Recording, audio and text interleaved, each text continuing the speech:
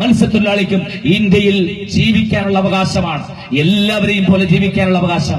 ആ അവകാശത്തെ ഇനിയും തകർക്കാനാണ്, ഇനിയും നിങ്ങൾ വേട്ടയാടാനാണ് സ്വാതി പ്രാച്ചിമാരും സാക്ഷി മഹാരാജുമാരും അതേപോലെയുള്ള ഭ്രാന്തന്മാരും ഇന്ത്യയുടെ പാർലമെന്റിലും പുറത്തു വരുന്ന നിങ്ങൾ അട്ടഹസിക്കുന്നതെങ്കിൽ അതിനോട് സഹിഷ്ണുത കാണിക്കാൻ ഞങ്ങൾ ഒരുക്കമല്ല എന്ന് പ്രഖ്യാപിച്ചുകൊണ്ടാണ് സോഷ്യൽ ഡെമോക്രാറ്റിക് പാർട്ടി മുന്നോട്ട് വരുന്നത്.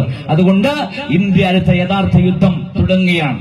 വാളെടുത്തുകൊണ്ടല്ല, ജനാധിപത്യത്തിന്റെ മാർഗത്തിൽ ഏറ്റവും ശക്തമായ, തോറ്റുപോയ, പിന്മടങ്ങിപ്പോയ, മാറി നിന്ന് പോയ, തകർക്കപ്പെട്ടു പോയ, ചിതറിപ്പോയ ഇന്ത്യൻ സൊസൈറ്റിയെ വീണ്ടെടുത്തുകൊണ്ട് പുനഃസൃഷ്ടിച്ചുകൊണ്ട് ഇന്ത്യൻ ഡെമോക്രസിയുടെ ജനാധിപത്യത്തിന്റെ ഏറ്റവും സുരഭിലമായ ഒരു നാളേക്ക് വേണ്ടിയുള്ള പോരാട്ടം നമ്മളിവിടെ തുടങ്ങുകയാണ്.